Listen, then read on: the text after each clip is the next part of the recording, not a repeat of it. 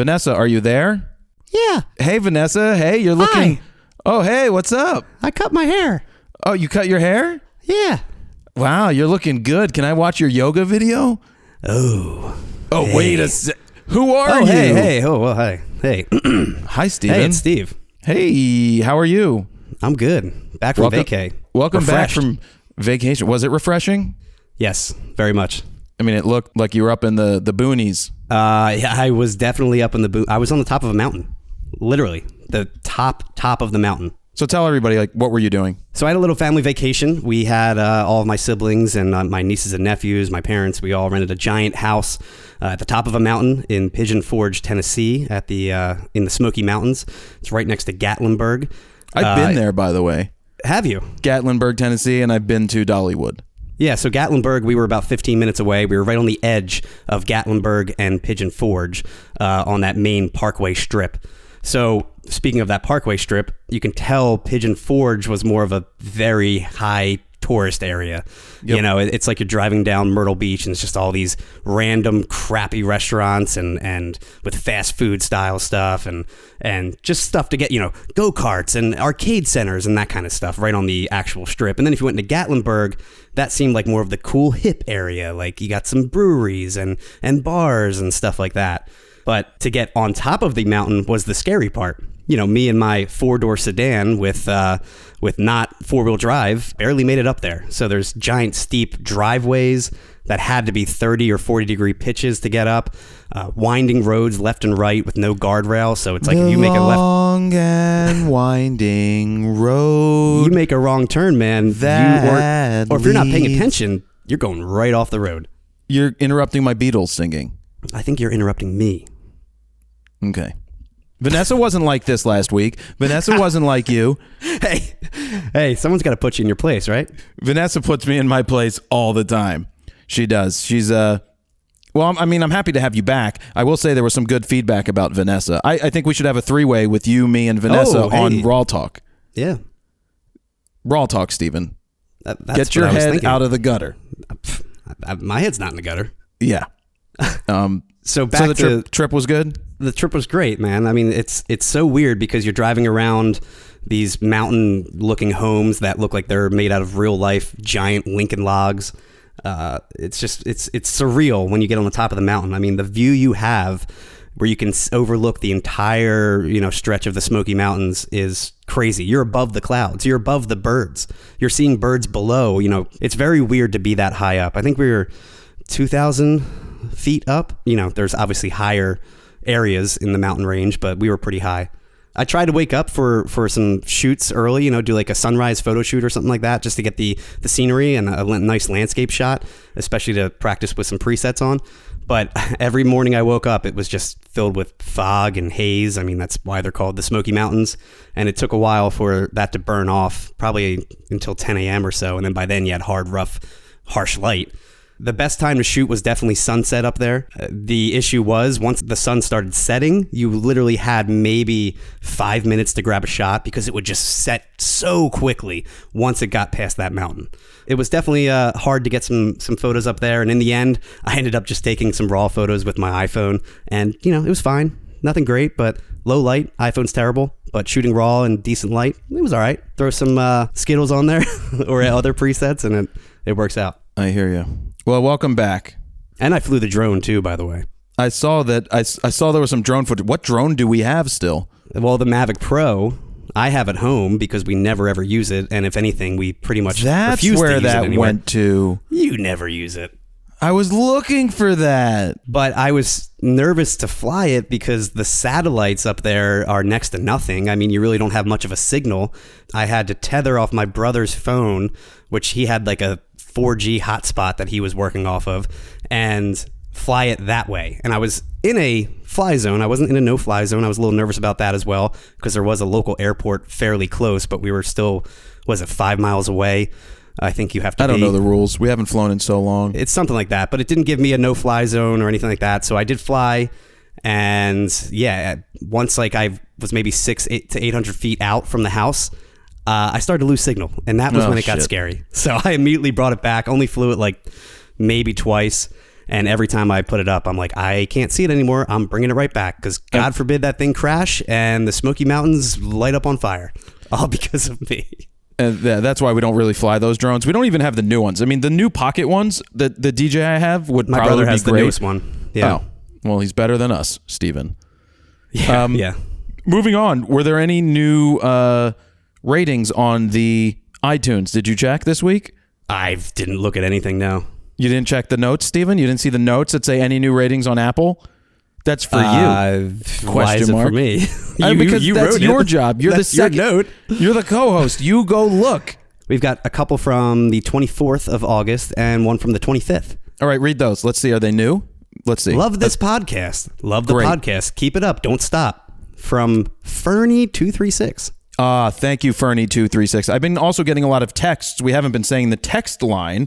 The text line number is down below, and I'll just say it now. And I'm delaying because I'm pulling out the paper that has it. 313-710-9729. That is the text line to get your questions sent to us or comments that you'd like to make. I send you happy birthdays if I'm around and it's your birthday. Sometimes you get it, and sometimes I'm busy and I don't send happy birthdays, but it is me sending those, and I am the one who reads them. I should probably give Steven access to the account so he can read messages too. I've been asking for months for access. Well, you can have access. The password. Oh. Tell the Steven, world, what's the password? Steven, this is fucking funny. This is funny. It's about NASA, which we're going to get to in a minute. But we were in the building and they're like, I guess everybody needs Wi-Fi, right? They're like, I'm going to read off the password. It's very complicated. So who yells out 1, 2, 3, 4, 5? Me.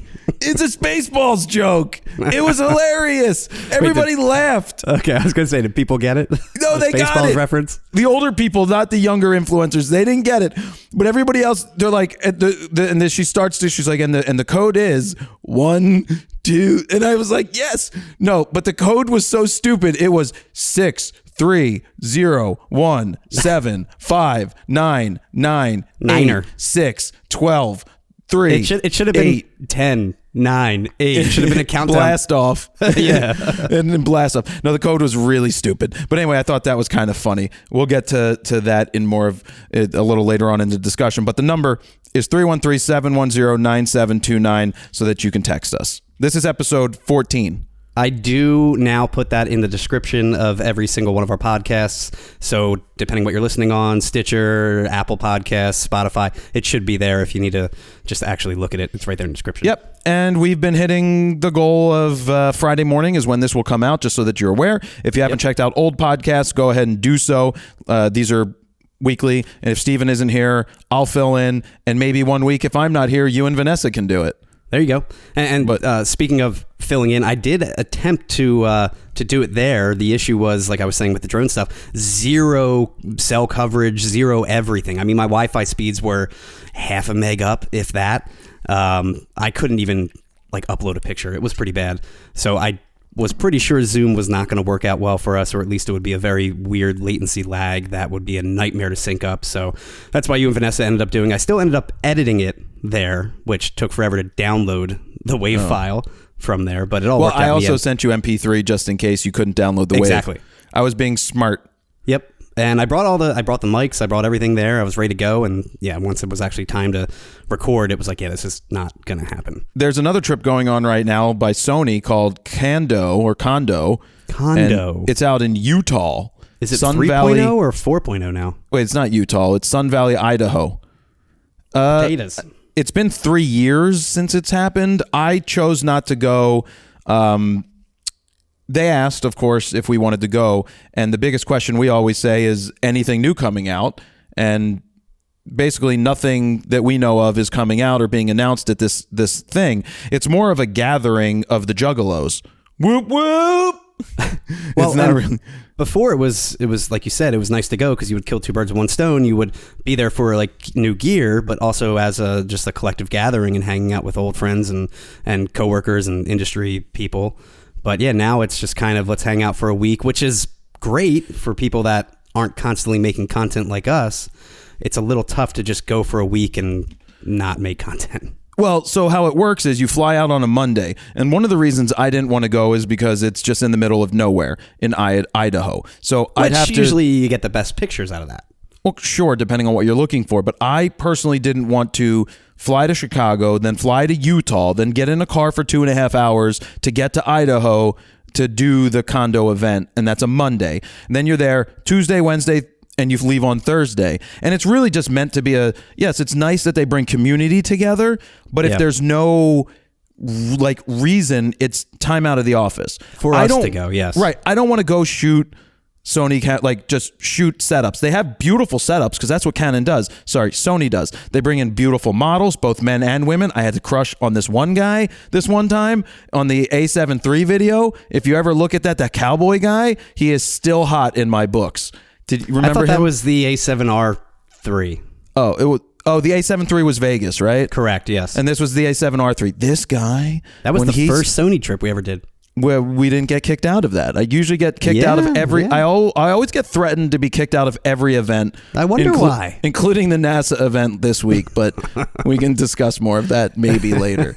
It always happens. It's always I get calls from Nikon, like, why'd you do this? Canon, why'd you do this? Sony, well, it's what like are you when you doing? show up at a Nikon event wearing a Sony jacket. I mean... They're not paying me to be there. But still. I'm not on the payroll. They still paid for your way to be there. That doesn't matter. That's not... I'm not... They don't get favors because they paid for it. I forget who it was from Nikon that came over. They're like, yeah, can you just please ask him to take that jacket off? I'm like... It was Jeff. But at the condo event, I know Manny Ortiz is there. I know Tony and Chelsea are actually there, which I didn't know they were going. Oh, okay. But other than that, from what I've seen, it's like... I don't like being around a lot of people. Surprised Ted didn't go. Forbes. Ted and I had a discussion about it. He decided not to go. Three blind elephant and a mice is there or whatever. Hugh. Yeah. Hugh. I'm Hugh Brownstone. I am listening. Wait for it. So, 1 second. Hold that thought. Hold that thought. So they're all there. The reason I don't and Wong and his girlfriend Jason Vong. So I know they're there, but the reason I don't like these events is I don't want to be around 100 other creators, and a lot of it comes down to the size of the creators sometimes, where it just feels like people are going to be fans, and it's a lot of, I grew up watching your stuff, which I appreciate, but when I'm out and about, plus there was no specific task. Usually when we go on an event, there's a task. We have to review a camera. We have to review some lenses, and that's what our focus is. But if I was to go to this, or you were to go to this, then it would have been just, let's have a party because it's drinking and hanging out. And then they set up photo shoots, which are great. Their photo shoots are always great. Drunken photo shoots. Great models, great setups. They bring in actual people that build sets, and they do a great job. But I hate that style of photography. For me, it sucks. It's boring. 50 people trying to shooting take the same photo, bullshit. and it's tough. And then you get Carl Taylor yelling at you saying you copied his lighting, even though you didn't, because Sony set it the fuck up. And you get a call from him saying, you copied me again, mate. That was the A7R4 trip. Yeah, before the pandemic. Had the model set up, and you took the photo, and he's like, oh, I took that same photo. How dare you use the same lighting system? You're copying me again. Well, blame Sony then. Yeah, dude. Oh God, do I have to go here again? Nope, man. Nope, moving on. No, I'll go there because he accused me again. I'll bring it up. He accused me of copying his sales video when I didn't know who the fuck he was when I made that sales video in 2011, 2012, and the words that we used in the sales video are the same words that everybody uses. Would you like to fast forward or fast track, or would you like to take the would worry you like to out be of better it? At something than buy basically.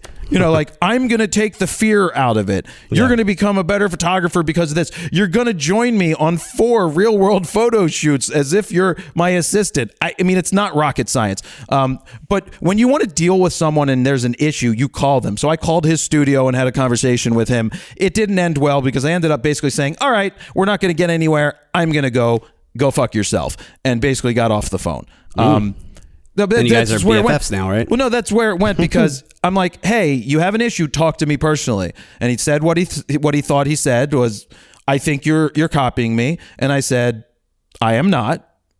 There are similarities because it's general basic stuff, but I've never seen your stuff to copy it. He's like, I don't believe you. And I'm like, well, I guess we can't have a conversation because you don't believe me. I just told you. And Steven, as well as anybody else that knows me, I don't fucking lie. If I do something, I'm going to tell you, yes, I did that. Yes, it was stupid that I did that. I shouldn't have done that. Like lift my shirt and say, does it look like I eat donuts? Even like a little white lie where it's like, hey, how was your dinner tonight? And usually people will be like, oh, it's great. And you're like, well, it was a little overdone. No, it goes deeper than that, Steven. It's like, You're brutally honest, which is good and bad. Well, you're like, so what time did you get there? And I'm like, 8:35. No, you know what? It was actually 8:33. Well, because I'll be like, yeah, I got there at like 4. You're like, no, you got there at 3:57 or 4:04. I'm like, okay, what difference does that make? I know, because I feel like I'm lying if I don't say the exact number, that someone's going to find out and be like, no, you were here 2 minutes before you just said. Okay. That's just how it is. So I did notice some pictures coming out of condo. I did notice there was sheep yoga, or is it goat yoga? It's goat yoga. I have no idea what you're talking about. Yeah, they set up a pen, and there were yoga mats, but all the goats were in there. So they're baby goats, or they're these little goats that get on your back when you're like downward dogging. That's kind of funny. I know it. Well, yeah, and it's considered to be like, oh, this is so amazing. That's the stuff. That's the kumbaya. Sit around the campfire. We'll probably never be invited again if I talk about it. But it's just like, no, but that's what it is. It's like, it's one big family. We're all in this together. That being said, I do think condo is always a pretty awesome experience. Again, we can't really simply just take a couple days off, and we're kind of keeping the YouTube machine churning at all times. So it's tough for us to go, like we said earlier, without a new product release or something to focus on while we're there. Well, because it's a lot of time when we have other things to work on. There's never been downtime. We don't do downtime. And people are like, but it's a free vacation. Well, technically, it costs me a lot of money to take Steven out of the office. Steven gets paid to be... If you're Manny and you can just go on your own and they could pay for it, that's a different story. You can take that quote-unquote free vacation. But when we're working on, FroPack 4 or the next video guide or other things like that, it's very difficult to leave. I mean, how would I do Photo News Fix? I could do it from there, but sometimes they don't have good internet for whatever reason. At a social media event, they don't have good internet. We've run into that before.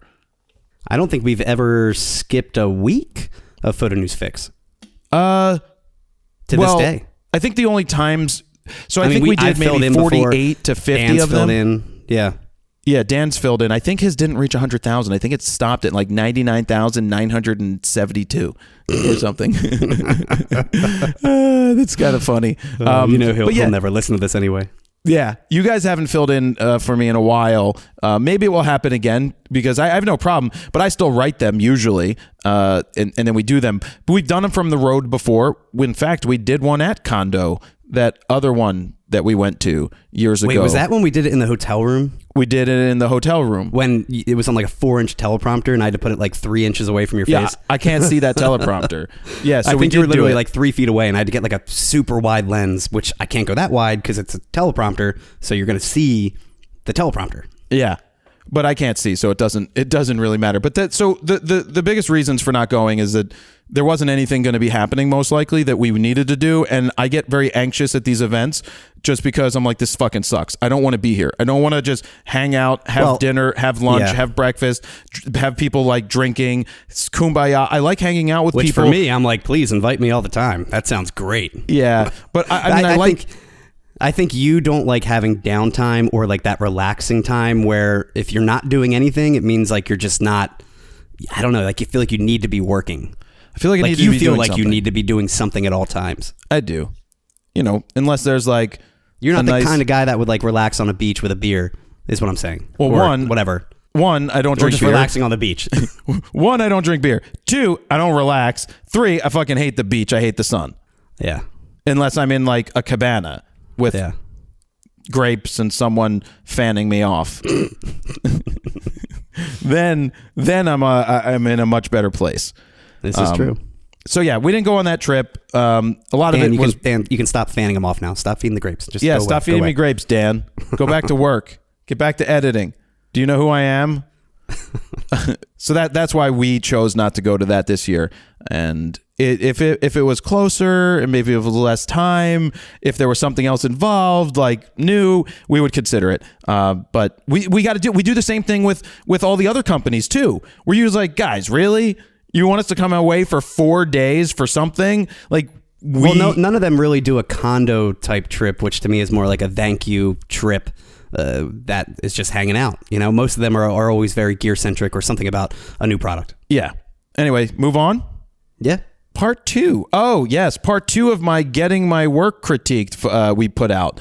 The baseball, where I got my Chicago Cubs photos critiqued. I just actually got a text from Brad Mangan. So if you don't know this, which most people don't because the video did not fit into the YouTube algorithm space and fucking died, was a shitty viewed video that everybody who watches seems to like because they can learn from it. I put out part 2 where it's 50 some minutes. Is it 50 minutes exactly? 56 minutes, I believe, and change. 56 minutes where this critique is happening, where Brad's looking at my second batch of photos. And if you missed the first one where he's looking at my first batch of photos, there's so much information in that hour and a half. There's so much learning. Even if you don't want to shoot baseball, there's just so much good information that I highly suggest you check it out. My issue with putting out videos like this is that they do not do well on YouTube. 1, they're long. And 2, they don't have catchy titles that grab people. And there's nothing we can do about that. And my takeaway from all of this is, like, people are like, why don't you make critiques all the time? And what? Because they're hard to title and people don't get to see them. But for a video like this with Brad, this is just more ammunition for my thinking that I know I'm right about, that these are the types of pieces of content that you put into a video guide that you sell. These are the type of things that you do long form and you package it together with photo shoots and other information and have other people critique, and you put that into something that someone buys, because you're not going to sell 100,000 units probably, which you could get 100,000 views on something, but you're going to sell a good number. You're going to make money, and the people that buy it are going to watch the content. We don't put out content that people don't want to watch. Like, we want people to watch the content. And it's not that videos that don't do well are bad videos. It's just it doesn't fit into the sphere of YouTube to say this is great, because people see a 56-minute long video, they may not watch it right now. They may click on it and save it for later. So it doesn't get that juice that YouTube thinks it needs to call it a good video. And that's what it always comes down to, is just the timing, the length of the actual video being nearly an hour. I mean, it's very hard for someone, we've said this before, to stop dead in their tracks and watch the video right then and there, which in turn, like you said, will stop YouTube from recommending it and throwing it out to the algorithm and all that. So that's why you see every creator, their videos are typically, 12 minutes or under, 10 minutes or under? Yeah, 12, I mean, that's a sweet minutes. Spot, which is extremely rare for us to do a video under 10 minutes, except for Fix. Yeah. And that's why I think Fix does so well. 1, it's topical, being news, and 2, it's very consumable. It's 7 minutes. It's also very difficult for us to do real world reviews and lens reviews and make them 10 to 12 minutes. It just is, because I want to go more. They always get views though, because it's gear. It probably would get more. Well. It would probably be better watch time if we did every video, if every review was 10 to 12 minutes. That would take me having to script them. Like, if I would script a lens review and read it off a teleprompter, we could lock it in, because scripted videos are anywhere from 5 to 15 minutes. I will say, for me though, if it's a very expensive, important purchase, like a high-end camera or a lens, I actually look for longer form content so I can find every nook and cranny about this new product. I want to hear every little detail about it. Whose videos do you watch? Do you watch mine? I mean, I just watched Jared Polin from his photo. He's the best of the best. I heard he's got a really good producer. My lawnmower content? But that's what I usually go after. I'm sure other people will watch the 5 to 10 minute ones. But when I see a long form one about new gear or new product, I'm like, oh, they must have a lot to say about it. So I'm going to click on that so I can see what else that I'm not hearing in these 10-minute videos, Yeah, because that pisses me off too, when those channels put out really, like, this is a 4-minute review of the brand new camera, and you're like, cool, you didn't do anything. And when we do these real world reviews, I mean, I come back, combined with your notes and my notes, we end up having pages of notes that even then I still have to really break down to condense it to a page or two versus 5 pages of notes. I mean, there's times where you're like, I can't, this is way too much information. And even me, I'm like, it's going to be a 2-hour video. We can't do this. But I also like to throw every little thing. Yeah, well, it's video for you. You tend to throw that stuff out, which I'm not talking about this. Because the video is an hour long and 55 minutes of it's about photography, and then there's 5 minutes of video, and that's it. Well, that's always my goal. Yeah, but I still think we need to start doing more of that. Nope. Yep. Only care about photography on my end. That's what I care about. Well, and I've always said, can you at least just read off the specs so at least they're informed on what the camera offers if they're new to it? So at least we get that by. I do it. And I try to say the video was filmed with this. So if you like the quality, there it is. The OTFs were filmed with this. So if you like that, this part of the video is being filmed right now with it. Here's some sample footage of the slow-mo. And I try to do pickups like that because I know you won't. Yes, that is correct, Steven. That's fine. That's fine. I know what I want to do, and so I do what I want. That is very true. Do what I want. Speaking of doing what I want, another reason I didn't go to Condo is because I also knew that the NASA launch was coming up for the Artemis 1. Yes. And I wasn't officially picked for it at the time Condo was announced, but I had a feeling that I was going to end up going and wanted to go. So that's why I didn't commit to going to Condo, which I could have. Because if I left Florida on a Monday, I could have... Oh, no, the launch was supposed to be Monday. So if I flew out Monday evening, I would have still gotten... It would have been such a shitty day of travel because I would have been up at 12:30 in the morning. The launch was going to be at 8:33 to 10:33 was the launch window.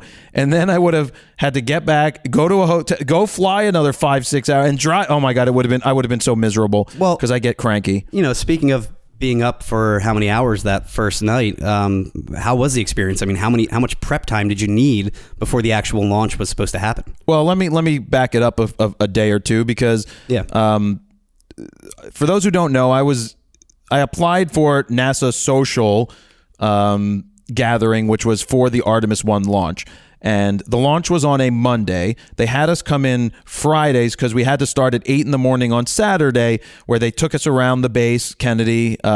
We talked to astronauts and engineers. We saw different buildings, the vehicle assembly building. We saw where the rocket was, and it was a gathering. We introduced ourselves. They literally sent a microphone around the room. It was Condo at NASA. It was Condo at NASA, basically. There were a lot of social influencers. I didn't know any of the other social influencers personally before this, like see any of their work. And you said, do you know who I am, though? There were some people came up to me because they knew me from my photography stuff and the YouTubes and all of that. But I really think that if you could have applied to this. Anybody really could have applied to this and had a chance to be picked to go to it. I got a solid 8,000 Instagram followers that hasn't ticked up in like 5 years. Dude, I'm at 258,000. Consider me a influencer. I'm at 258,000 and it hasn't gone up in a year. My favorite is that when I do post a picture, which is extremely rare, or I post anything, even on my story, I lose followers. It's like it's a lose-lose situation. I think Peter McKinnon talked about that. It's usually photography related. It just blows my mind that I'm posting like about new gear or a really cool picture or something, and I lose people. And majority of my following is obviously Frono's Photo related. I know why you lose people. They're like...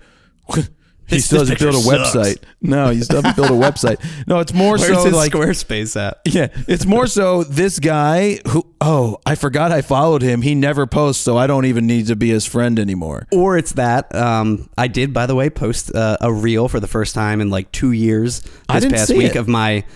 Well, I guess the algorithm didn't hit you. No, but I did do a whole reel. Actually, I didn't answer your phone call on that Monday when I got back because I was in the middle of making this reel. And when you add a lot of clips and you're actually editing it in Instagram, if you answer a phone call, the whole app just crashes. And I just spent like 30 minutes making it. You called and I'm like, I can't answer right now. It's going to crash. And by the way, it did end up crashing and I had to start over, not from the phone call, but just because it was overloaded. That's what Instagram does. It's crazy. So I made the reel and, it did decent. And I actually... If you want to see what my whole entire experience was and where I was in Pigeon Forge, check out my Instagram, S_Eckert, ECKERT, and check out the last reel, and it's pretty cool. I'm pretty happy with it. Yo, my awesome reel. Do you have a preset named after you? I do, actually. Wow. You made me do it. I'm like, it's like my personal favorite. I use it a lot. And you're like, well, call it Eckert. I'm like, that makes no sense, but okay. You know who I am? So social media event, they brought us into a room at NASA and they passed a microphone around to like 100 people who introduced themselves and then said something about a secret talent or something someone wouldn't know. What was your secret talent? Do you want to know? Did I tell you? No, you didn't. I didn't tell you?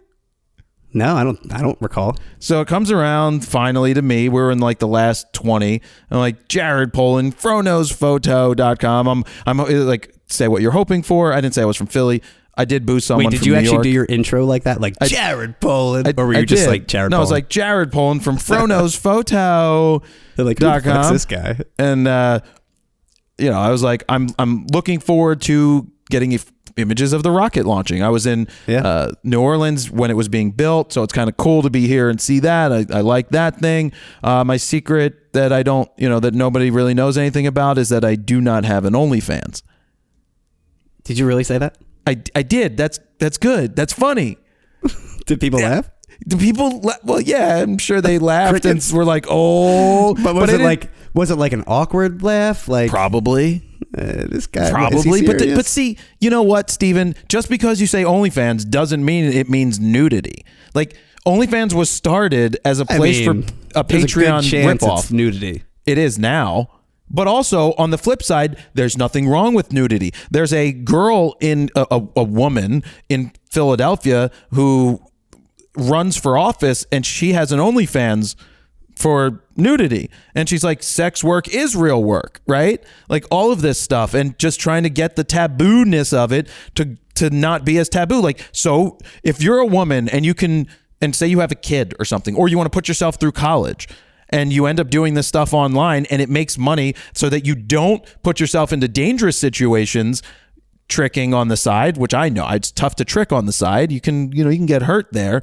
I don't trick on the side, Steven. So I know when Steven doesn't like a topic we're talking about, I look at his face and he's just tight-lipped. I think it's fine, but you end up going on this like 5-minute diatribe, exactly is the word, about OnlyFans. It's like you could have just made it 20 seconds and that's fine. Well, sometimes people only last 20 seconds on OnlyFans. There you go. Anyway, she's on OnlyFans because she's just saying sex work is fine, Steven. So I said that. We went around the room. It was funny. I thought it was good. And so the NASA Social was made up of there were just people that were flat out, they do influencer stuff. There were nerdy people, which are awesome, that either worked at Twitter and had questions about science. There were people that have other YouTube channels that maybe about space. There's a guy who takes backyard photos of space stuff, and I actually shared some of his stuff before the trip. I didn't even know this. It was an awesome photo of Saturn. He's like, yeah, that was like 300 images stacked. It was amazing. This is like a telescope telescope that's retrofitted, and he does like these stacked images of Saturn that blew ours out of the water. Mine was just one picture. Well, yours was one picture cropped in an insane amount just to see if we could see it. But his was awesome, and it was just so cool. I told him how awesome that photo was. So there's that. Space photos are cool, man, I will say, and they're not easy to get. There was a sketching artist, a guy who sketches everything, which was awesome. Watching him draw rockets, draw astronauts, sketch them out. That's his thing. He's got a following. I wonder if I could find it. So a nice diverse audience of different creators and influencers. It wasn't just every single person, taking selfies and vlogging and doing whatever. It was kind of different traits here and there. For the most part. But yes, when we did end up going close to the exclusion zone with the rockets, it was a lot of, can you take my picture with the rocket in the background? Not to me, to their friend. Can you take a picture of me with the rocket? I'm like, and then it's like a little dot in the background. Basically, when we went into the vehicle assembly, the big building that's like 15 stories tall, people were doing jumps, and I said to my friend who I met there, I was like, wait. This is literally influencers in the wild. I can post about it this time and not get yelled at about influencer rock, because that's what these people consider themselves, influencers. So here I am going, okay, do a jump. Oh, she just did a jump. This is so good. Oh, it's got to be so hard to do that in public like that and not feel just embarrassed. And I mean, even when you were walking around with a giant selfie stick and 360 video, I mean that. When I was talking to you, I'm like, you had to feel like just a douche walking around with that thing. Steven, I don't feel like a douche walking around anywhere because of my hair and my arms and my ass. One influencer said this to me. Do you want to know what he said to me? Walking around with a sleeveless cutoff shirt. I was not wearing sleeveless. We had to wear a shirt and pants, in which I emailed them back when they said shirt and pants. I'm like, are jeans okay? Because pants and jeans are different things. Yeah, right? yeah. And then they said a shirt with sleeves. And I'm like, does that mean long sleeves? Or is a t-shirt with sleeves fine? And they're like, a t-shirt with sleeves fine. So part of it is in Florida, a t-shirt would be fine. Yeah. Well, part of it is like the communication. Sometimes I read into things and I want to make sure I don't do the wrong thing because I don't want to give anybody ammunition to tell me I can't do something because I already give them enough ammunition myself when I'm there to do something. But this one influencer guy who, we'll just say he saunters in rooms, he goes, "I'd know your ass before I know your face." I'm like, well, that's not sexual harassment if I've ever heard it. You got but it quite is the true. badonk. It's very true. It is kind of true. So that was said to me, and oh my god, I don't get offended. Like, see, I'm not one of these snowflakes who was you like, love it. Who did you just say that you've been staring at my ass? And I was like, okay, all right. Did you grab my ass? Did you grab my ass? Sir, where I'm standing, that is physically impossible. What movie is that again? Oh god, you brought that up and you don't know what movie? I don't remember what movie. Why do I want to say like Night at the Roxbury or something? I don't know. Just Google it real fast, Steven, while I'm talking. I'm doing it. So, all right, NASA social event. I'm there for one reason and one reason alone, and that's to get the launch going. Yeah, it is Night at the Roxbury. Oh, good call. Mr. Zadir. Yeah. So, gear-wise, I was going to run 3 different cameras and then the Insta-1 360 1-inch camera. So that was going to be like 4 different cameras. So I had 3 tripods with me. I had a monopod that stands on its own. I had 2 R3s, 1 Z9, 600 f4 RF Canon, 800-6.3 Nikon, 2 Sirui travel. They're not really travel tripods, but they can shrink down, and they are carbon fiber. And then 2 Benro gimbal type heads for putting the big ass glass on. Man, that is a lot of gear. But I had a 28 to 70 f2. I had the 11 to 24 f4 EF with adapter, and I also took the 7200 because I didn't know what I was going to really need for certain things. And when I was out on in our shooting area, which is a pretty good spot, 3 miles away from the rocket, which is the closest that anybody was going to be, was 3 miles. I was just going to ask, like, there was no way of you getting like up close and personal with the rocket, right? Before it took off or anything. We did get close. We got to like how close is close? I would think less than a mile, or roughly a mile I mean, away. like, could you actually go up to it? You can't do that. That only the scientists, not scientists, but only the people that are legitimately working there are the only ones allowed there. Because if somebody drops something and it bounces off creates a spark, there's a problem because it could ignite, right? So yeah, I figured you weren't allowed, but I figured I'd ask. No, you're not allowed, and we were pretty close. Because the assembly one, you could get pretty close, right? When they're actually assembling everything? Well, when they're actually building it, yeah, because there's no rocket fuel, there's no I would engines. just think you could still drop stuff in, though. But they still have to go through their final checks, and that wasn't integral at that point. So we did get out to the exclusion zone, which they drove us out there. It actually started to rain right when we got there. So we only they said 15 minutes, which is a good amount of time. And I got to see where all of the part of the remote cameras were that were left there for days. These guys have to leave their remote cameras set up. They preset them. They have like 15, 20 minutes to set them up before they get taken away. And some of them have solar panels, which keep lens heaters on so that it doesn't fog the lenses because it's 95% humidity. You don't even think about. Yeah, wow. There's camera boxes. Other people just use a camera bag, and those. So what about like the range of a remote? Like how far can you be? They're not using remotes. They're using myopses. Remember myopes? Okay. Yeah, they're using it has to be something. Sound triggers. Gotcha. They're sound triggers, so it will just keep triggering on sound when that rocket takes off or starts firing. It's just going. Yeah, they just start. Boom, boom, boom, boom, boom, boom, boom, taking pictures. I wonder if there's all like the remotes go. A decibel threshold that you can set. They probably or something like that. I was told that the rocket launch, this one, would be 125 to 130 decibels. Is that up close or? No, from where we were going to be 3 miles out. That's like a concert right there. It was going to be louder. And they said the biggest thing you're going to take away from the launch is you're going to feel your shirt vibrating. But I'm like, well, I've been to a Foo Fighters concert and had my chest right up against the subwoofers. I know what that feeling's like. And I was like one of the only people to have earplugs because I brought earplugs for the launch. Always blew my mind when people wouldn't have ear protection right against a giant subwoofer that's playing to 50,000 people in an arena. Yeah. So we got out to the exclusion zone. I took a couple of pictures. I posted those on Instagram. Those are good. Well, they're okay. I mean, they are what they are. Well, I will say I did have someone that I was hanging out with, which was actually pretty cool. You meet all different types of people there. This one girl. I was going to say, did you make friends with anyone or? I made plenty of enemies. No, I'm just kidding. That was my next question. No, I didn't get any fights with anybody. There were no verbal spats like with other people in the photo industry that have happened in the past. I always find someone to really hang with.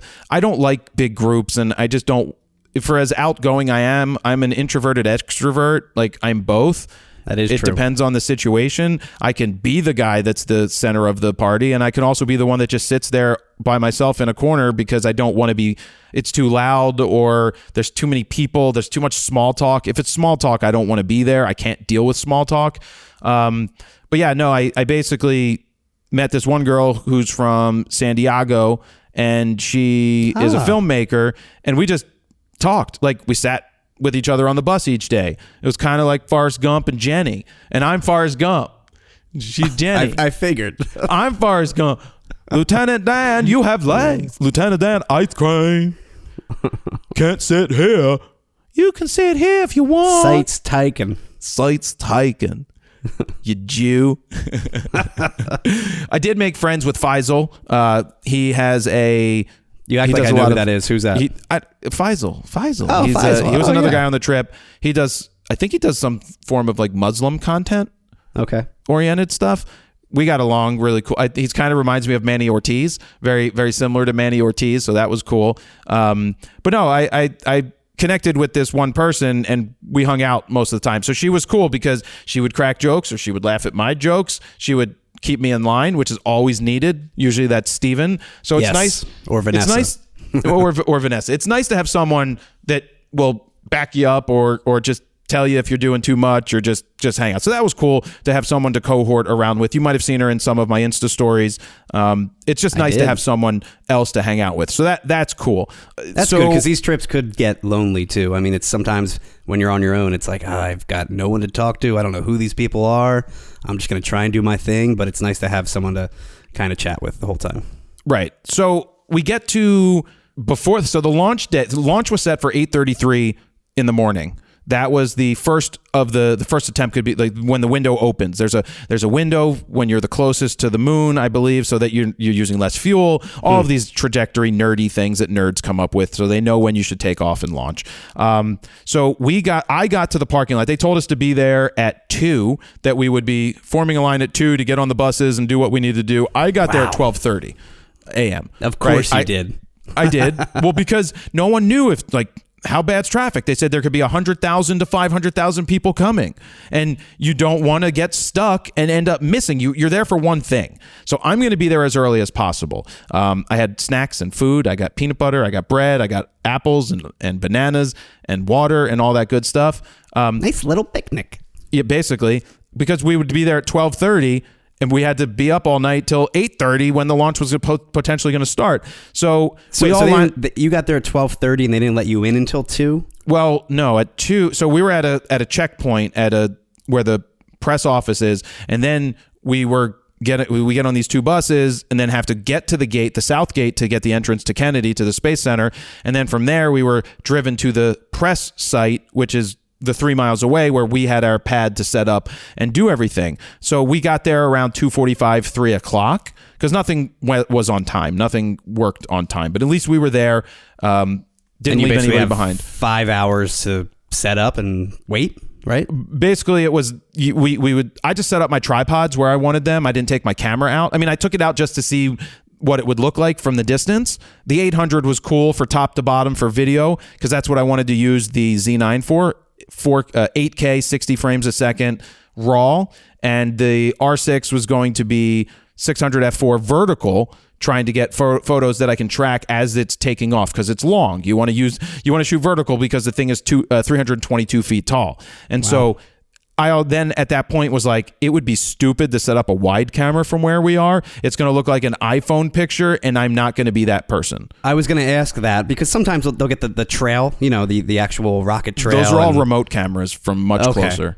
Because I wasn't sure, were you getting in the way? Like, how could you tell where to set up at, and made sure you weren't in someone's way behind you, I got or yelled in front at. of you, or we all got yelled at. You can't go there. You got to back up. Okay, so you're also in the dark. Like, you can't even really see. Is there any there were lights or anything? Or no, there were some lights around, and we had a special section cordoned off just for the creators.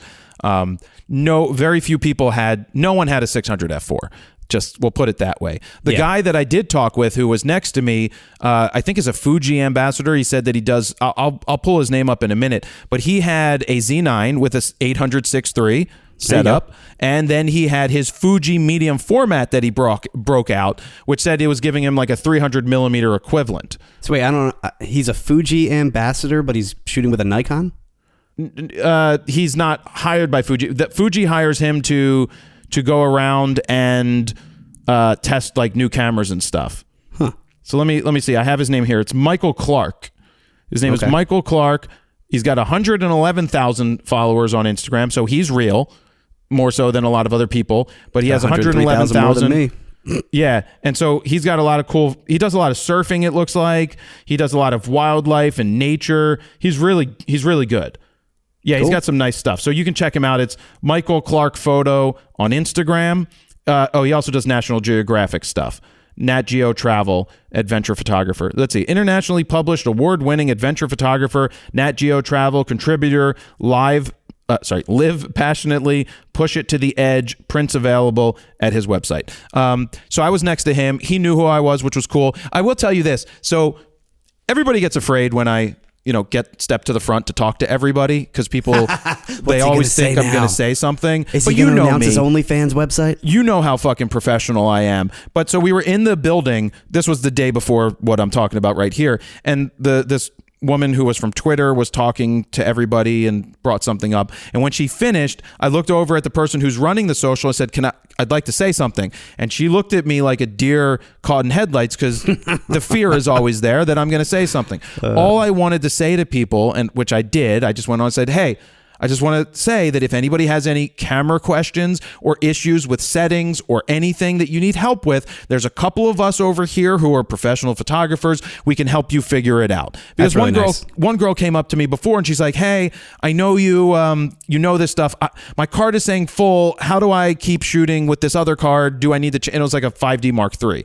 And I was just like, I'm sure there's a lot of people, quote unquote influencers there that only had their phone, and maybe this is the first time they were using a real camera with a long lens, and if they even had one, or they're digitally zooming in 20 times on their phone. Another person came up to me, he's like, I just saw your video on the 200 to 600 Sony and I bought it because of your video, and it's amazing that you're here because I was telling my wife about about the video and here you are. And so it's stuff like that happens quite often, which is nice. So that's all I wanted to say. I know that my reputation precedes me, and I can worry people that they might be afraid that I might say something out of line, which I'm not going to do. I'm really not. And I was just wanted to offer up help. So I wanted to offer that to everybody. Back to the night. We get there. It's like 3 a.m. We set up our tripods, and now we have to burn 5 hours. We have the 2 buses there, air conditioning's in there. It's very hard to take a nap in the bus. It really is. They also needed to escort us most places, not to the porta potty. I didn't get screamed at for doing that. But there's always, I'm going to delicately, I tend to push buttons. What's he going to say now? What's he going to say? I tend to push buttons and the perception is that I might be disrespecting someone, and I'm not. It's happened my whole life, which means that I might need to change the way that I interact so that people. It's bluntness, it's right? Blunt. People aren't used to and that. Yes, yeah. Well, a lot of the social influencer type life is, in my opinion, a lot of people. And I'm not saying anybody on this trip. This is a social influencer commentary. A lot of people are fake. They come across as fake, and they're like, "Oh my God, I'm so happy," or "Everybody isn't this amazing." See, you think people that are nice are fake? They're way too nice. That's fake as hell. They need to be like me. It's angry. True. Well, it's true. They don't. And need I do to be... think there definitely is some level of fakeness, at least with YouTubers, when you're in front of the camera or even on a podcast like that. For sure, there's always some sort of fakeness going on. But this one kid who I think he said he became famous for cooking a chicken by slapping it or something. What? On YouTube. But he hands the guy a camera. He's like, I really don't like getting my photo taken. I feel very self-conscious about it. I'm just very. And I said, yet you just took 37 photos in front of this other thing. It was just like, just own it. I'm like, just own it. It's okay. You're a social influencer. Just take the photo. You're okay. This is what you do. This is your living. Yeah, you got to remember there's a lot of people with anxiety and suffer from that. And, I'm sure they don't like being in front of the public eye. And that's the profession you chose, bro. No, I agree. Deal I would with not it. be in that profession at all if that's how you are. Right. So notice I never want to be in front of the camera. Rarely. Because I am definitely an anxious person.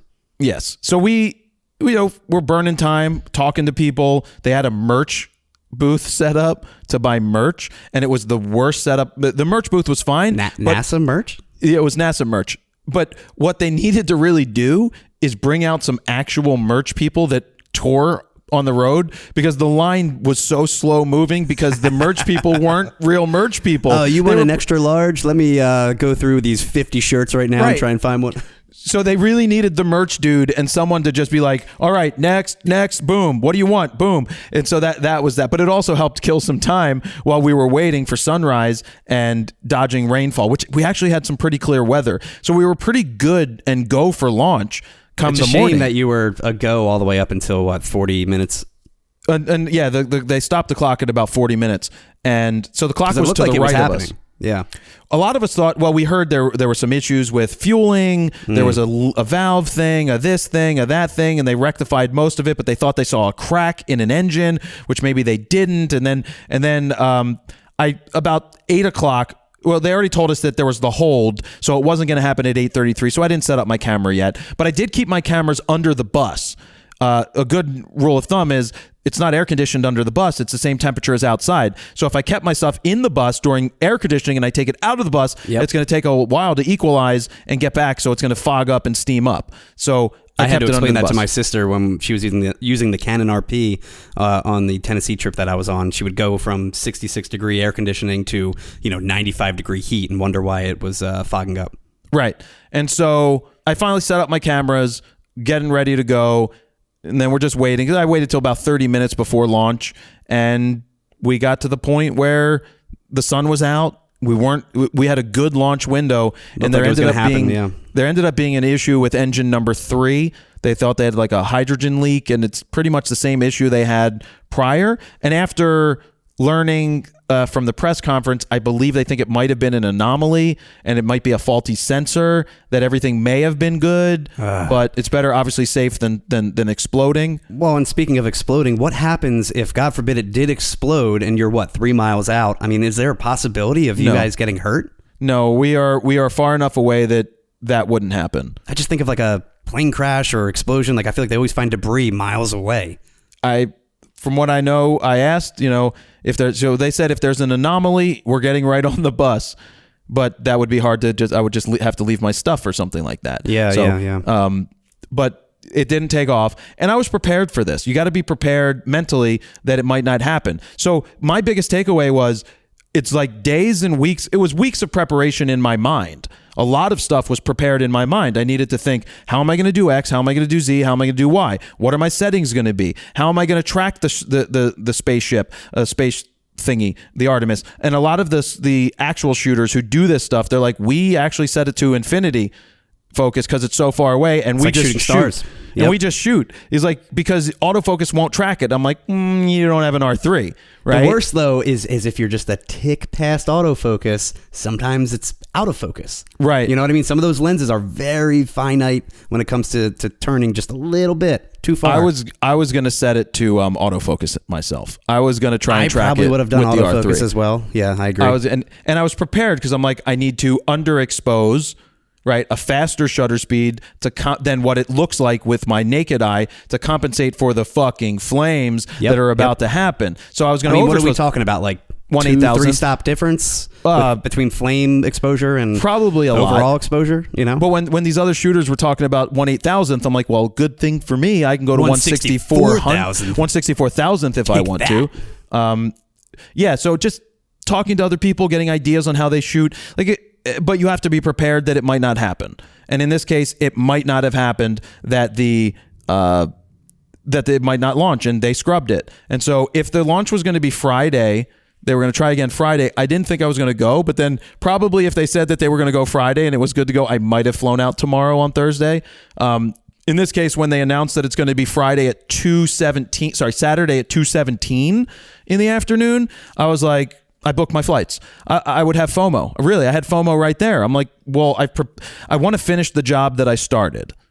I want to finish I want to finish it because I want to see a launch.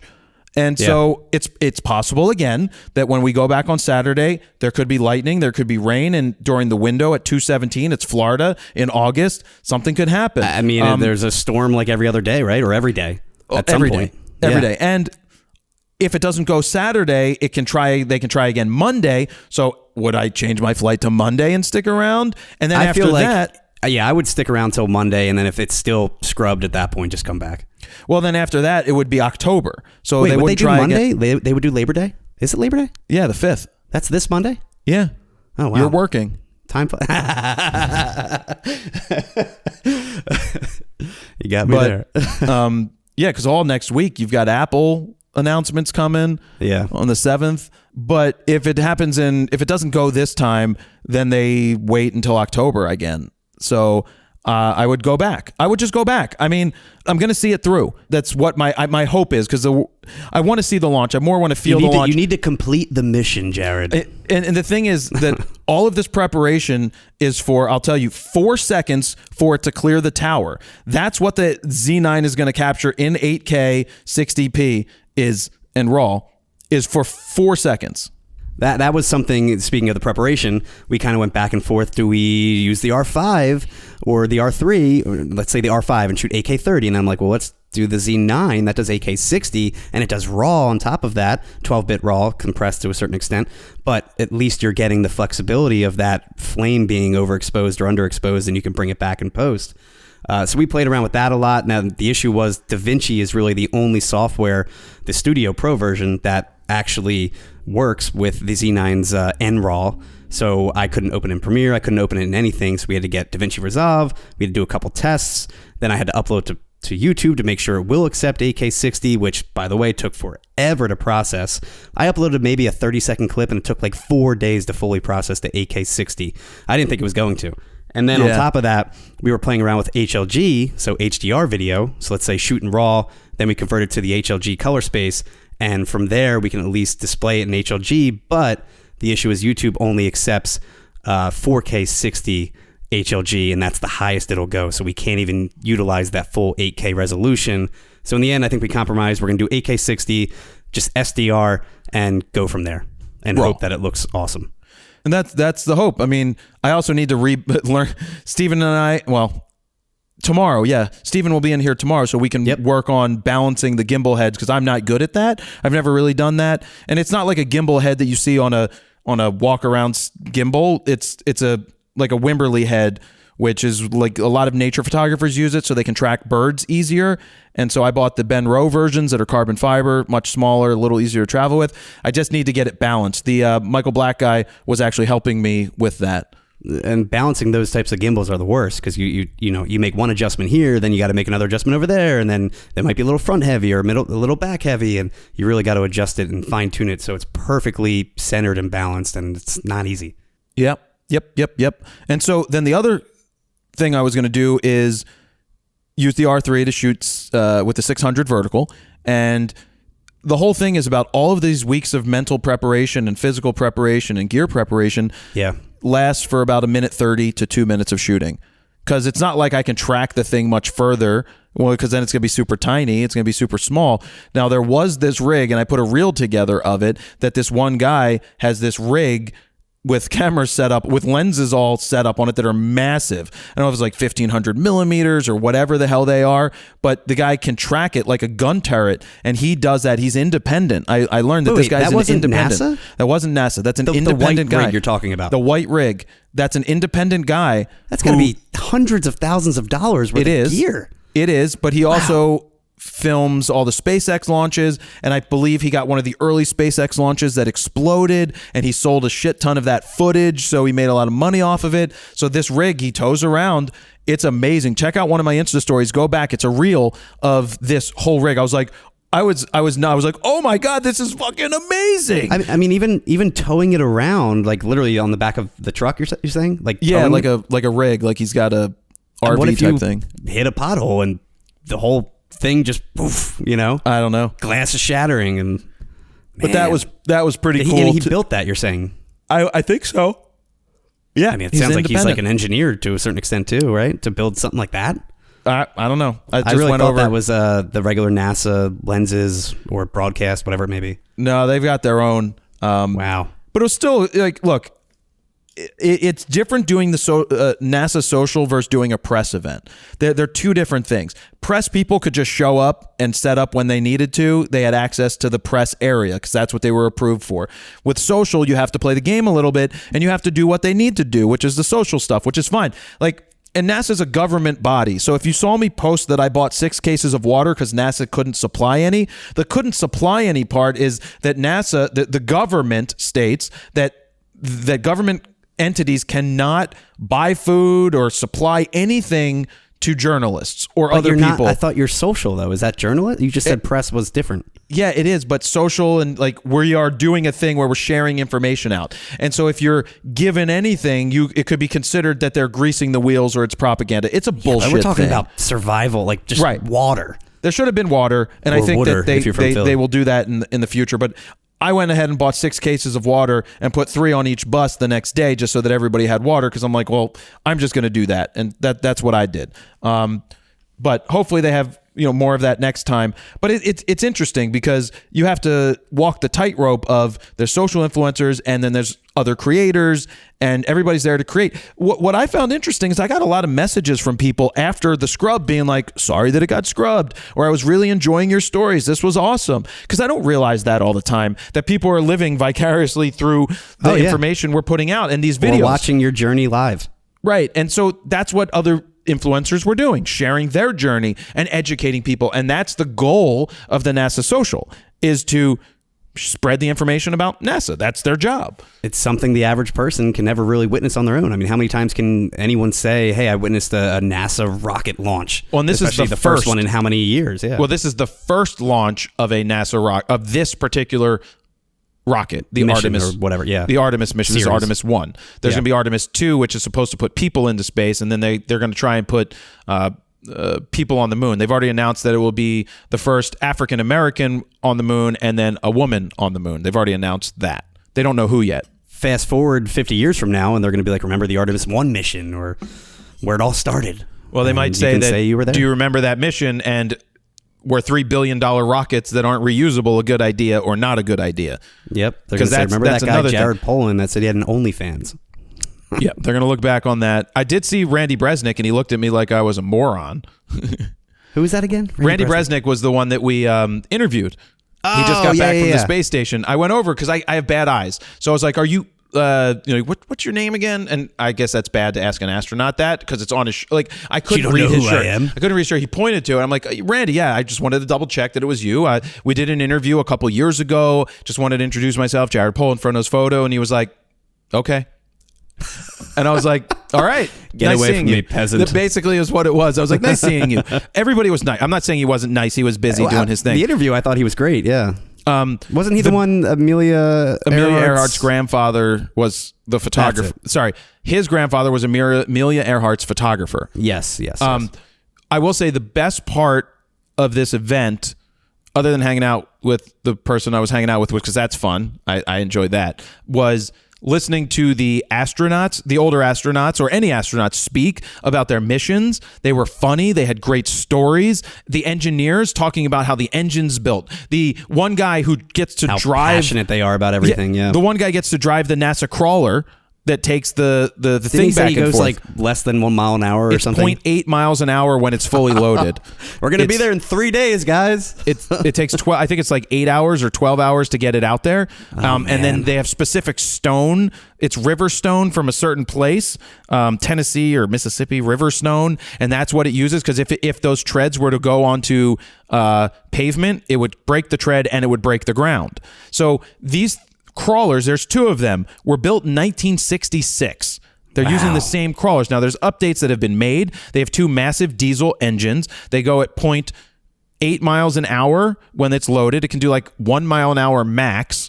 We're really going fast now, guys. It's capable of holding 18 million pounds since the upgrade was done. Oh my God! Wow. So it's just, we got to get up close and personal.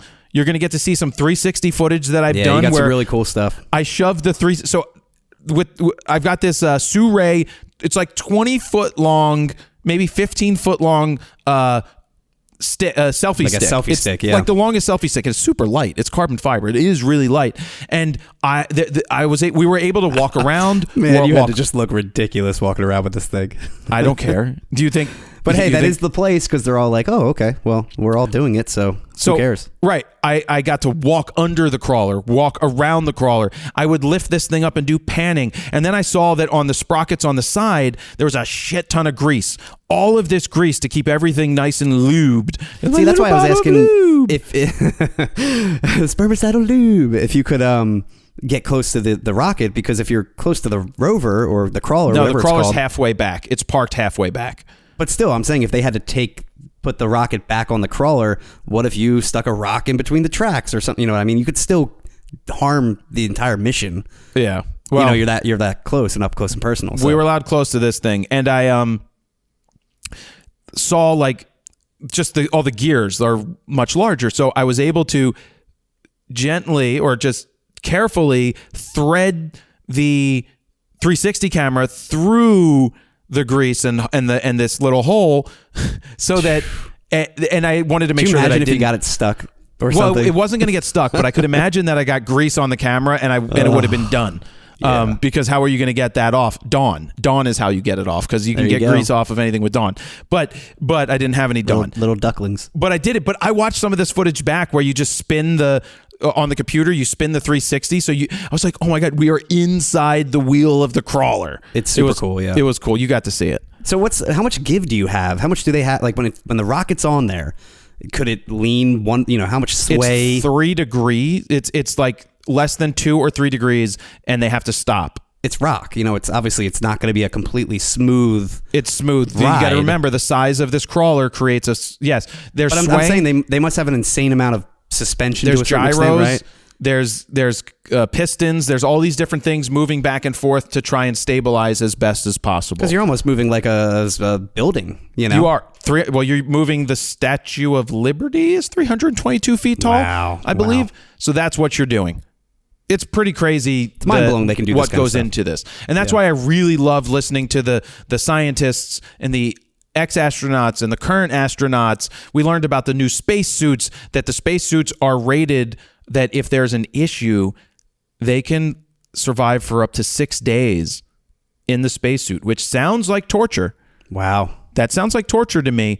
6 days inside of that cramped spacesuit. Oh my God. Like if you're stuck in space and they have to get you back, you can last technically 6 days.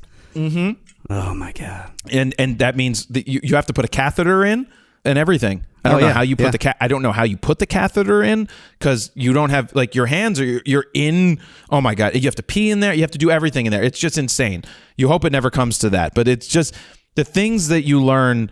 I just loved listening to the engineers and scientists. Well, after the launch got scrubbed, everyone was posting about it. Every news place was broadcasting about it, and they brought Neil deGrasse Tyson on CNN, and he was explaining what the actual mission was and why it got scrubbed and all that. And it's just so fascinating how he breaks down something that's so complex and makes it so easily understandable to a layman like me. Anything he says, it's like, I can just fall asleep right now. It's so good. Well, before we wrap it up, I'll tell you what the mission of the Artemis 1 is, because I didn't mention that. The Artemis 1 is going around the moon. It's actually going out 42, I don't know if it's 42 miles. It's going the furthest that a human-built capsule, a capsule that is rated for humans, will go. That's their test. They're going to an extreme, because they're going to the dark side of the moon, and they're going to the extreme with this Orion. What I'm saying is a capsule that's built to house and have humans, it's going to be the furthest that we've ever sent one, and to bring it back. So they want to study. There's actually mannequins and dummies in place of astronauts to get ratings and testings of. Oh, okay. So they're going around to the moon, and a lot of people are like, well, we've already been to the moon in the 1970s and 1969. Why would we spend all this money to go back to the moon? And the thing is, you need to learn how to live in space on a place like the moon before you can expect to understand how you can live on Mars, right? So part of it is they also know that there's water on the moon. And the goal here is they're not going to the equator, which is where they went to the first time. They went to the equator because it's easier. Now, going to the... I thought the first one was staged. Yes, that. Now, going to the North Pole or the South Pole is more difficult. And the astronauts talked about having to train in different lighting conditions because the light never goes above the horizon, really. So it's like right above the horizon. So it's a weird lighting situation. So they have to practice with that lighting setup.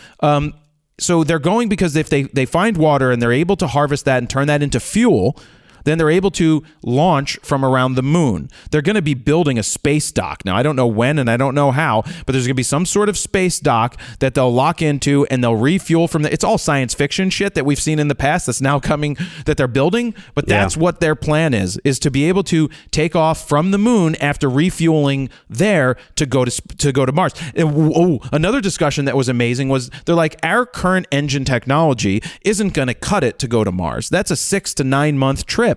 That's not fast. That's not good enough, right? That's not great to sustain humans, mental stability and mental state and everything. So there's someone who's working on a plasma engine.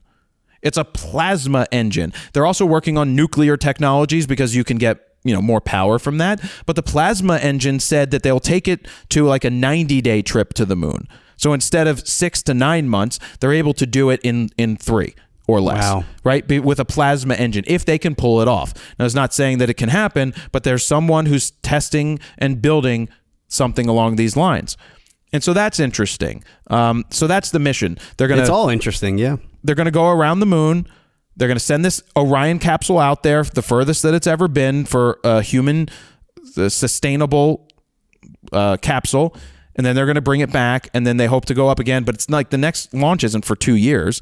So the capsule's coming back, right? But the actual rockets aren't, or they the rockets are not reusable, which is part of the issue. It's not like SpaceX where the entire thing comes back, right? No. Now you got to understand this rocket is far larger and more powerful. So SpaceX, the rockets, not the Falcon Heavy, the regular, the Falcon 9s, are built to go into low Earth orbit and then come back. Mm-hmm. This is meant to go to outer space, right? This is to break low Earth orbit and power through and get to out of the Earth's pull. That's what this is. The issue is, will it survive? Will the Artemis program survive because it's $3 billion for a one-time use rocket? Wow. So will the funding continue? Will this be seen as a failure or a success? Time is going to tell, but there's a lot of people that were talking that it's possible that this might get canceled after the first mission and possibly canceled before they get to the planned 3 missions, just because of the sheer expense. When you look at something like Starship that SpaceX is working on, if they can launch Starship to space with a reusable rocket where the fuel's like $100,000 to $200,000, and they can reuse and go back up again, that's a big deal versus a one-time use rocket. I will say this because I'm a wealth of all these facts from learning from the NASA people.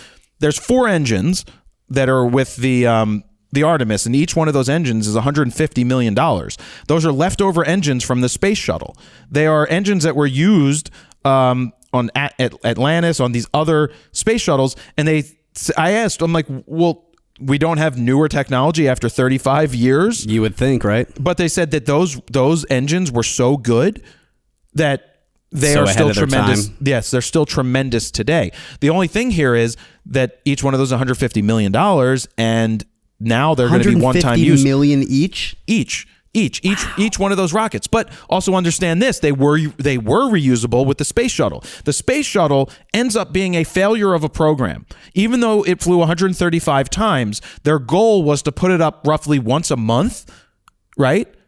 And they didn't ever accomplish that because it was so complicated. Now, it's not a complete failure because it was a reusable shuttle system that was capable of it was a school bus size payload that they could put up into space in the bay, and it was just amazing what they did with a space shuttle. But when I did my research in 1999, when I was a senior in high school in my English class, we had to do an assignment to study something that we thought was awesome, and our teacher's like, just so you know, through your research, you may discover that it actually was the opposite of what you thought. And that's what actually happened with the space shuttle. I thought it was a complete success, and then you realize that its intentions were to go up hundreds and hundreds and hundreds more times than it actually did, to be able to turn it around faster. But it was such a complicated ship, and when there's people involved, Challenger incident and Discovery blowing up, that's risky. Space is risky. Death is going to happen. Mistakes are going to happen. And so you realize that the space shuttle didn't actually accomplish what it was meant to do. So, all that being said, but it's weird how my brain brings it all back, because it's like I listen to these guys and girls, these men and women talk, and I can just regurgitate a lot of it because I can retain it. But the moral of the story is the launch is now scheduled for Saturday. I have booked my flights to go back Friday. This time it's a 2:17 window, from 2:17 to 4:17. So no waking up and being there at midnight. No, I'll probably be there at 8 in the morning. Yeah. 9, 10, 11, 12, 1, 2. It's going to be some rough, harsh, hazy light, though, I'm sure. No, this light is going to be better, because you saw the photo at 8. So thank you for bringing that up. At 8:33, the light looked like shit on the rocket. Just looked I'm thinking terrible. more like hard light, though. I mean, the sun's going to be nearly right above you. I'll take the hard light. Well, you do love super contrasty images. But the thing is, it's going to be more lighting up the rocket this time. At 8:33 in the morning, it was more off to the side, and there was a haze layer. Because when I look through the camera, I'm like, why does this look like shit? Like, why does it not look good? And that's because the light was shit. And I was like, NASA, can't you do something about this light thing? And they were like, no, we can't control the light. I didn't actually say that. But the 8:33 in the morning window didn't look good light-wise. This is going to look better. It should look better at 2:17. Now, my friends that shoot a lot of these, they say until it gets in the air, it's gonna be crystal clear once it gets in the air, because it's above the haze layer. But if it's hot, there's going to be haze. But that's what I mean, yeah. But that's from a distance. The up-close cameras that they have set are going to be better. Oh, there's I'm talking more about what you're shooting. Yeah, I mean, you're cutting through that atmosphere midday. It's a little rough. And I'm prepared for it not to look great, Steven. I'm just there for the experience of it, and did hopefully you end up get something cool. in polarizers and everything? So I have a circular polarizer that I have from Alan's camera for the 600, so the 800-6.3. For the Nikon, okay. For the Nikon. I didn't use it when I took the picture at night. I actually took it out and took the picture at night and then put it back in to prepare for the day. Cool. So you want to get going? I know we got other stuff, but there's really not much. This was more important. I think it was a big NASA recap episode and what you're about to shoot. And again, I'm going to go back. You got to complete that mission, man. You know what's funny? I was getting off the airplane and I got into the aisle. Oh, by the way, 2 bags. I did check a bag. I had to check my tripods. I will say that my roller bag, couldn't take a laptop bag. I put my laptop in the airport security version 3 because it has that compartment. I also put my shoulder bag. I actually may not go back with a shoulder bag this time. So I don't think I'm going to take my shoulder bag this time because I don't need it for what we're doing, because I have my roller bags right there. So I won't have the shoulder bag, which will be much easier. I didn't have any issues getting through security. I didn't have any issues getting on the plane. No one said anything because it's a bigger plane and everything fit. I will say the bag weighed 65 to 70 pounds, which is more than the 50 pounds you're allotted, but no one's going to stop you for that. It's all camera gear. I have nothing I can do about it. I have a $13,000 lens on my back so I took a think tank glass limo, which was to get the 600 millimeter, and I put an R3 in there. I put my clothes in there because I had no room for clothes anywhere.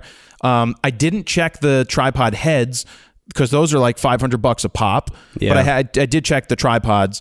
I'm getting off the plane in Philly, and the flight attendant yells down the aisle, she's in the front. She's like, "Jared, Polin, Frono's photo, step into my office."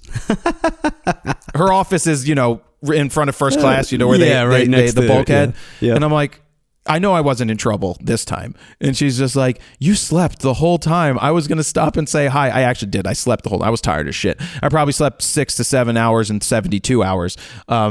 And the food, not a lot of food, but I was still fun. I wasn't cranky. She was a fan. She wanted to thank me for helping her with her photography. There was a lot of that. I had people come up to me the whole time I was in these events. It's not said it before. We talk about videos getting 20,000 people, and it's like, man, that's a stadium right there. That's a small arena.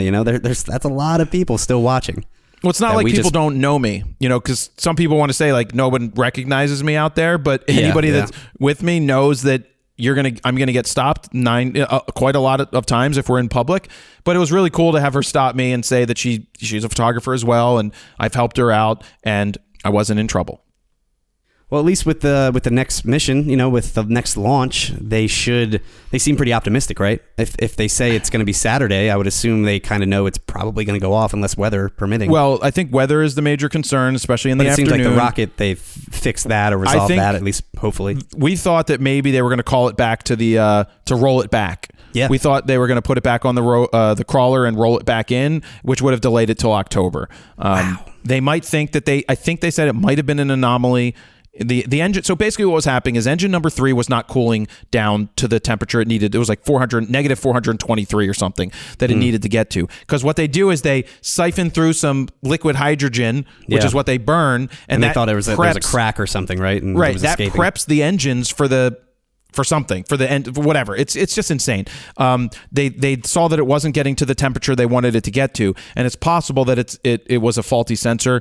False reading. Maybe they studied their data and they know that they're going to give it a go. If they are giving it a go and they're saying that they think they can go, they think they can go. Because if NASA thinks that it's not going to work, they're not going to be. I think it's not going to work. They're going to just scrub. They're not going to take a gamble. They're not going to take a gamble. Billions of dollars. Yeah. It would be a public relations nightmare if they didn't succeed at this. If that thing, God because forbid, it's government blows up, it's taxpayer money. It would be devastating if it blew up because they might get their funding pulled. Oh yeah. So, all right, episode 14, Stephen. Welcome back. I'm back. We'll do another one next week, guys. These come out Fridays. Send us messages. Send us texts. We'd like to hear from you guys. Leave comments over at. Reviews over on the iTunes. We like to read those if they're there. And the Spotify's, give us some 5 stars, preferably. If it's 1, just stop listening now. Don't do it. I think the comment should be more Vanessa. Hashtag more Vanessa. Next time you see a YouTube video after watching this, hashtag more Vanessa. In any video that you see of ours, hashtag more Vanessa. Less Steven. More Vanessa. Or hashtag 3-way with Vanessa. No, is this better? Hashtag 3-way with Vanessa. Me, you, and Steven. You, and Vanessa doing a podcast. All right, guys. Thank you very much for listening. Jared, you're Steven, right? You're Steven. I'm Jared. Yes. Jared Polin, PhotoPhoto.com, and we're going to be gone. Bye-bye. Bye. Bye. And cut.